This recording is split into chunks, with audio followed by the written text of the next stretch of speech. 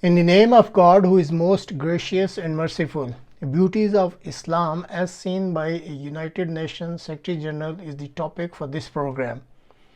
It was Friday, 15th of March 2019 when an extremist, Brenton Tarrant, opened fire and killed dozens of Muslims in New Zealand. It sent shockwaves to the whole Islamic world. On behalf of OIC, the Organization for Islamic Countries, an Islamophobia resolution introduced by Pakistan was presented by then Prime Minister of Pakistan Imran Khan in United Nations.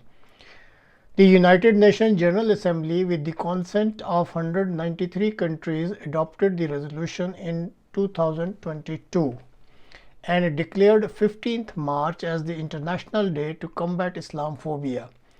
In current year 2024, on 15th of March, the Secretary General, who is known as the Chief of UNO, spoke about Islam on the floor of United Nations. Antonio Guterres, the current Chief of UNO, is probably the boldest and courageous Secretary General who has acknowledged the greatness of religion Islam. He was generous enough to recognize the contributions made by distinguished Muslims towards the cultural, educational, and moral developments in the whole world. In an ongoing atrocities against Palestinian Muslims in Gaza, Secretary General Antonio had been raising very loud and strong voices and condemning those involved in these cruel acts against innocent children and women of Gaza. You can watch and listen to his speech, which he delivered at UN platform on the eve of International Day to combat Islamophobia. Excellencies, ladies and gentlemen, we gather today as Muslims around the world observe the holy month of Ramadan. Ramadan is a time of reflection and solidarity. It is a moment to come together and uplift each other. But for many Muslims around the world, these are also times of anguish and fear.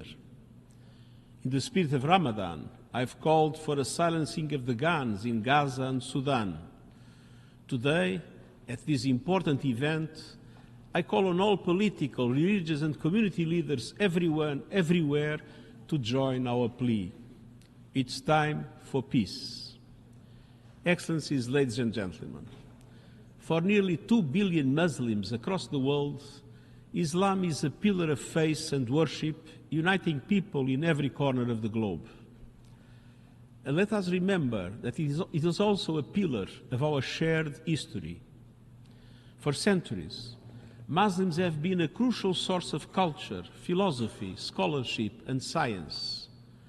From the enormous influence of Avicenna, the great physician and philosopher, whose interpretations of Plato and Aristotle helped shape the development of Western European philosophy, to the Muslim mathematician and astronomer Al-Khwarizmi, responsible for delivering Indo-Arabic numerals and the father of algebra, to the father of rationalism, Averroes, whose groundbreaking commentaries bridged Islamic and Western thought, to the countless contributions of Muslims across every field, from science, technology and medicine, to literature, art, music and architecture. Excellencies, today's event shines a light on a vicious plague that represents a complete denial and ignorance of Islam and Muslims and their undeniable contributions. The plague of Islamophobia. Around the world, we see a rising tide of anti-Muslim hate and bigotry, and that can come in many forms: structural and systemic discrimination, socioeconomic exclusion, unequal immigration policies, unwarranted surveillance and profiling, restrictions in accessing citizenship, education, employment, and justice. These and other institutional barriers violate our shared commitment to human rights and dignity. And they also perpetuate a vicious cycle of exclusion, poverty, and disenfranchisement that echoes across generations.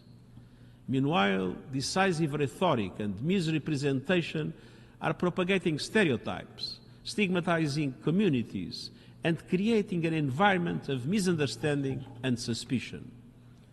This can lead to an increase in harassment and even outright violence against Muslims, rising accounts of which are being reported by civil society groups in countries around the world. Some are shamefully exploiting anti-Muslim hate and exclusionary policies for political gain.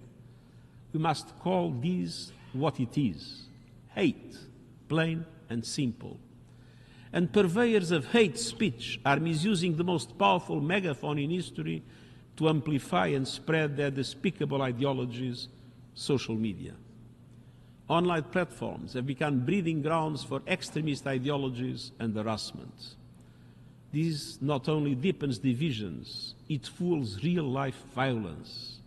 And sadly, this alarming trend is part of a wider pattern of supremacist ideologies and attacks against Jews, minority Christians, communities, and many others.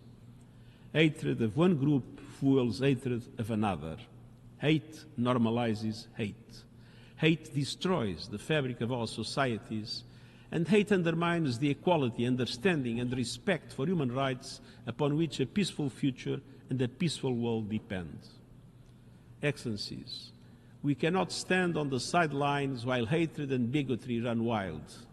Today's event reminds us that we all have a responsibility to confront and root out the scourge of anti-Muslim bigotry. Political leaders must lead the way and foster social cohesion, not fear. Governments must condemn inflammatory discourse and safeguard religious freedom, in particular for minorities. And I'm grateful to religious leaders who are working together to promote interfaith dialogue. Digital platforms must moderate and prevent the spread of hateful content while protecting users from harassment. Artificial intelligence must reduce biases and stereotypes, not reproduce and amplify them. And all of us must do our part to dismantle the walls of intolerance and division in cities, towns and villages, in schools, in the street and online, everywhere and anywhere. Let us all pledge to call out anti-Muslim bigotry, no matter where we see or hear it. Excellencies, Muslims hail from all countries, all cultures and all walks of life. They represent the wonderful diversity of the human family. As we stand united on this International Day to combat Islamophobia, let us renew our commitment to upholding the principles of equality, dignity, human rights, and respect. These principles are the cornerstone of our shared humanity and of the United Nations Charter. Let us cultivate empathy and invest in social cohesion by embracing diversity as a strength rather than a source of division. Finally, let us stand in solidarity with Muslims from around the world in this holy month of Ramadan and every day. Together we can build peaceful, just and inclusive societies where every individual, regardless of their faith, can live in peace and in harmony. I thank you.